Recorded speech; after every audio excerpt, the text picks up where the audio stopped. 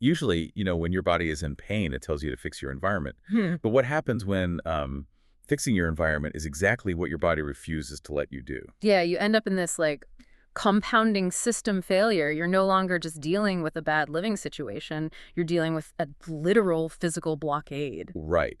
And that is exactly what we're tackling today. We're doing a deep dive into a text excerpt you shared with us. Yeah, I thought it was really important. It is. It perfectly captures this deeply personal and, frankly, overwhelming intersection of living with ARFID, chronic physical pain, and unsafe housing. It's an incredibly heavy burden. It really is. And if you're listening right now, we know how unimaginably lonely this specific struggle feels.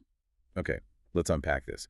Because feeling stuck in survival mode, it isn't a personal failure. It's a completely normal biological response to an abnormal medical and environmental emergency. Exactly. Let's look at how these crises actually lock together. It usually starts with the environment. Say, unsafe housing, where you're dealing with the smell of mice or intense dust from allergens. Wait, I need to pause you right there. Huh, I get that a bad environment is stressful, sure. but the text notes this triggers ARFID, Mhm. avoidant restrictive food intake disorder. Right. Yeah. How does dust or a bad smell literally force the brain to reject food?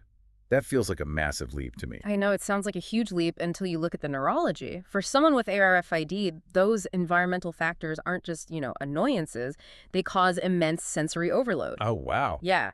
And this overload essentially hijacks the central nervous system. It pushes it into a hyper-aroused state where it simply cannot process the complex sensory input of eating. So your brain just shuts down the physiological drive to consume anything, like a defense mechanism. Exactly, yes. Wow. Okay, so here's where it gets really interesting, because that shutdown sets off a chain reaction.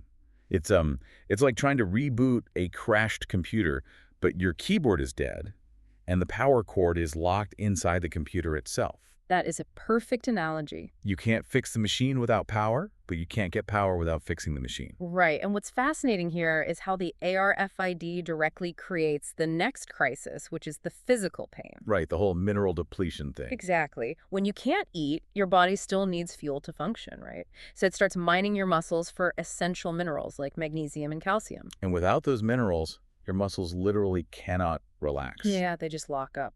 So what would normally be, say, standard period cramps or typical back pain, it suddenly turns into these severe systemic spasms. Which are incredibly invalidating. And because those spasms leave you essentially bedridden, we hit the final wall. You physically cannot fix the environmental triggers that started the whole chain. Because you literally don't have the mobility.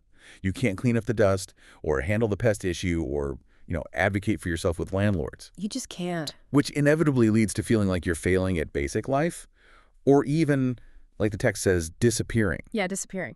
Because to the outside world, you might look okay. Right. But inside, taking a single sip of water or standing up straight requires an impossible amount of energy. So if society constantly expects us to just, push through, how do we actively push back against that guilt when dealing with 3 simultaneous physical crises? Well, if we connect this to the bigger picture, the answer really lies in understanding what survival mode actually is. Which is? Your body's doing exactly what it's supposed to do during an abnormal amount of suffering. It is aggressively conserving energy and shutting down non-essential functions to keep you alive. So you aren't failing.